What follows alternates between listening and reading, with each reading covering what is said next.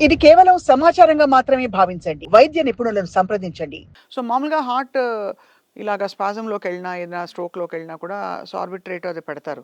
అలా మనకి జేబులో పెట్టుకొని తిరగడానికి న్యూరలాజికల్‌గా మందులుంటాయండి. న్యూరలాజికల్‌గా అంటే ఒకటేంటంటే హార్ట్ లాగా ఇది కాదు. న్యూరలాజికల్ ఏంటంటే ఎక్కువ డిసేబిలిటీ అంటే చాలా ప్రాబ్లమ్ అవుతుంది లేటర్ ఆన్ గూడా. సో, హార్ట్‌దంటే సరే మీరప్పుడు తర్వాత స్టెంట్ ఏసారంటే తర్వాత అతని ఫంక్షనింగ్ అంతా బానే ఉంటుంది. బట్ ఇదేమవుతుందంటే మన మెదడులో ఏదైతే సెల్స్ ఉంటాయో వాటికి లిమిటెడ్ టైమ్ పీరియడ్ ఉంటది. ఒకసారి చనిపోతే మళ్ళీ చాలా డ్యామేజ్ అవుతుంది. అంటే మీరు కొంతమంది చూస్తే ఉంటారు. చెయ్యి, కాలు పడిపోయిందనుకోండి.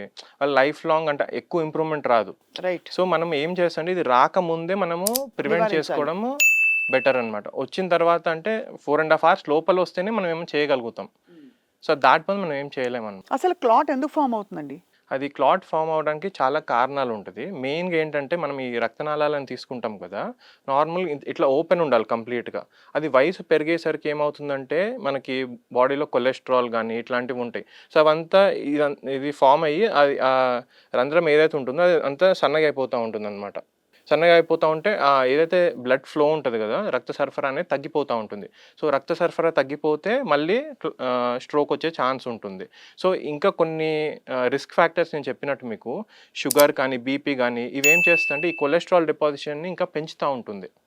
సో, ఫాస్ట్‌గా అవుతుందనమాట. ఫాస్ట్‌గా అవుతే సో, ఈ స్ట్రోక్ రిస్క్ కూడా ఇంకా పెరిగే అవకాశం ఉంటుంది.